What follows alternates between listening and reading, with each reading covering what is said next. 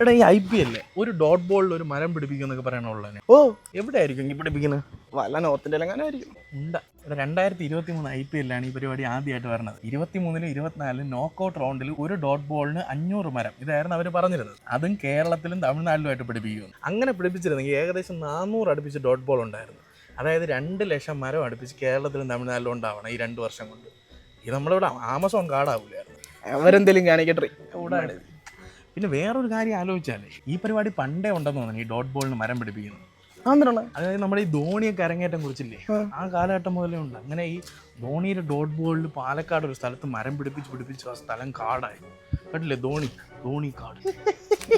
ഊതല്ലേ അണ്ണ അവിടെ ഡഗോട്ടി ഇരുന്നിട്ടേ action കാണിക്കണേന് salary മേടിക്കുന്നതിനെക്കാട്ടും കൂടുതൽ റണ്ണ് നമ്മുടെ ധോണി ഈ സീസണിൽ അടിച്ചിട്ടുണ്ട് കേട്ടാ. എടാ ഉണ്ട് ഇന്റർനാഷണലില് 3 ഡബിൾ.